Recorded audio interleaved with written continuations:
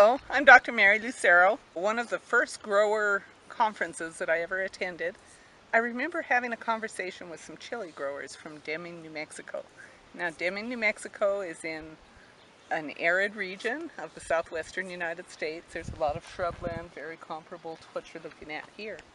And what the growers wanted to know is why is it that they can go into one of these shrublands and tear up the shrubs and put in a virgin crop of chili and get these phenomenal yields in their first and maybe their second year.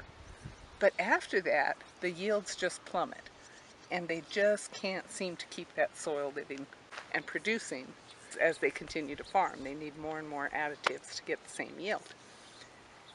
I couldn't answer that question for them at the time. But over the years, as I spent the next few decades looking at plant and microbial interactions in desert systems like this, it occurred to me that what was happening to those soils, and what's actually happening in many of our farm soils, is that the techniques that the growers were using, which focused very closely on the chemical nutrients that plants need to survive, the minerals, the nitrogen, potassium, phosphorus, and so forth, this focus on chemical nutrients was taking the focus away from the microbial ecosystems that are driving nutrient cycling in the soil. So even though the nutrients might be present in the soil, they're not what we call bioavailable. That means that the microbes aren't cycling them and transforming them into forms that the plant can make use of.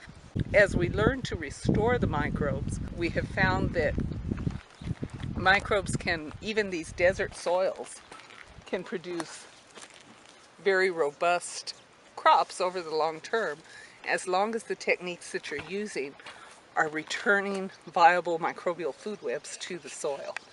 And so this course was put together to help growers learn to diagnose the function and the structure of the microbial communities in their own soil, so that you can monitor this as you progress and develop your farming method.